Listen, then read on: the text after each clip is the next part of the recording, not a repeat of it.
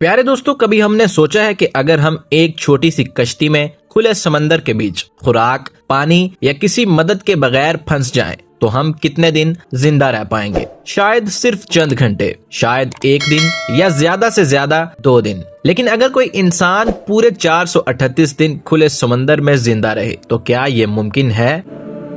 یہ کوئی فلمی کہانی نہیں ہے، بلکہ ایک حقیقی واقعہ ہے۔ جوش سلواڈور الویرنگا کی کہانی، جس نے زندگی اور موت کی لڑائی 14 مہینے تک لڑی۔ یہ کہانی شروع ہوتی ہے 17 نومبر 2012 کو، جب جوش الویرنگا، جو میکسیکو کے ایک ساحلی قصبے پی جاپان سے تعلق رکھتا تھا، ماہی گیری کے لیے سمندر کا رخ کرتا ہے۔ اس دن اس کا معمول کا ساتھی دستیاب نہیں تھا، تو جوش کے ساتھ آیا 22 سالہ نوجوان ایزیکوئل کورڈوبا، جو پہلی بار سمندر میں اتنے بڑے سفر پر جا رہا تھا۔ وہ ایک انجان، خاموش نوجوان تھا جو زیادہ تر وقت دعا اور مذہبی گفتگو میں مصروف رہتا تھا۔ ان کا پلان تھا کہ وہ ایک دن کے لیے سمندر میں جائیں گے، تقریباً 120 کلومیٹر تک دور مچھلی اور شارک پکڑیں گے اور شام تک واپس آ جائیں گے۔ انہوں نے اپنے ساتھ مختصر سامان لیا، کچھ خوراک جیسے بسکٹ، کچھ پانی، سوڈا کی بوتلیں اور مچھلی پکڑنے کے ہک، نیزے اور برف رکھنے کے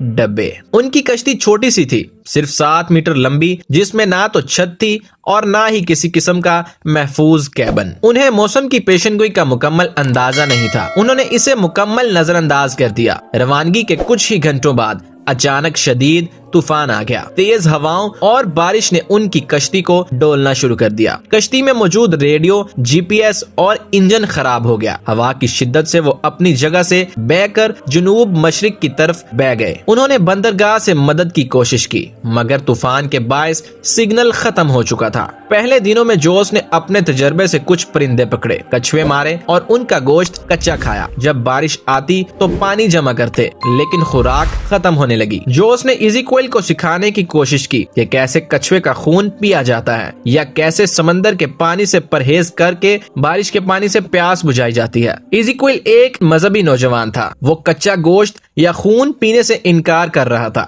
اس کا جسم کمزور ہوتا گیا اور ذہنی طور پر بھی وہ ڈرنے لگا۔ تقریباً 44 دن کے بعد ایزیکوئل بالکل ہار چکا تھا۔ اس نے یہ سب کھانے سے انکار کر دیا، کونے میں لیٹا رہتا تھا۔ جوس اسے باتوں سے ہمت دیتا، دعائیں کرتا، مگر ایزیکوئل کی حالت بگڑتی گئی۔ بالآخر ایک دن وہ ہمیشہ کے لیے خاموش ہو گیا۔ جوس پر ایک شدید نفسیاتی حملہ ہوا۔ اس نے 6 دن تک ایزیکوئل کی لاش کو اپنے پاس رکھا۔ وہ اسے دوست، بیٹا اور ساتھی سمجھتا تھا۔ اس سے بات کرتا، اسے جگانے کی کوشش کرتا، مگر پھر اس نے خود کو سنبھالا اور اسے سمندر کے حوالے کر دیا۔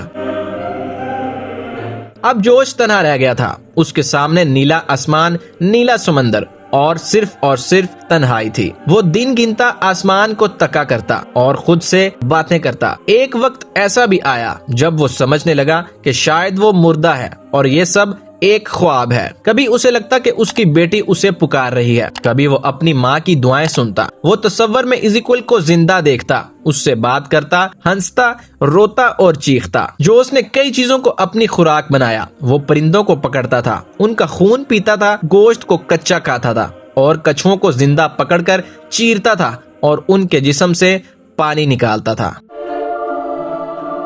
ایک بار وہ شارک کے شکار میں کامیاب ہوا، مگر اسے سنبھالنا مشکل تھا۔ ایک دفعہ اس کے ہاتھ پر ایک مچھلی نے کاٹا، جس سے شدید زخم ہو گیا۔ اس نے اسی زخم پر کچھوے کے گوشت کا رس لگا کر علاج کیا۔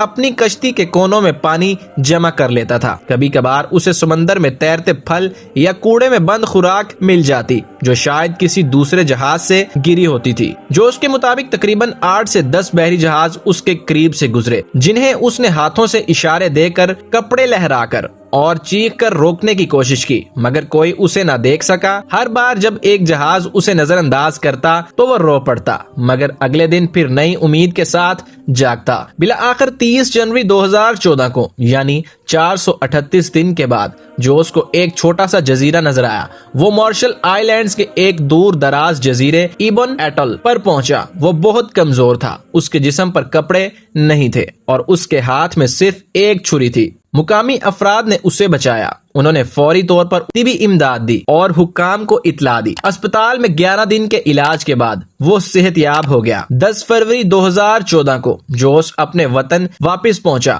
جہاں اس کی بیٹی جس نے اسے بچپن میں کھو دیا تھا اس سے ملی۔ وہ منظر جذبات سے بھرپور تھا۔ جوش کے والدین، رشتہ دار اور دوست سب اس سے خوشامدید کہنے آئے۔ جوش کی یہ کہانی نے پوری دنیا کو ہلا کر رکھ دیا۔ صحافی جوناتھن فرینکلن نے اس پر تحقیق کی اور 438 ڈیز کے نام سے ایک کتاب بھی لکھی، لیکن ایزیکول کے خاندان نے جوش پر الزام لگایا کہ شاید اس نے بقا کے لیے ایزیکول کو کھایا ہو۔ جوش نے یہ الزام سختی سے رد کیا۔ بعد ازاں کوئی ثبوت نہ ملنے کے باعث یہ معاملہ ختم ہو گیا۔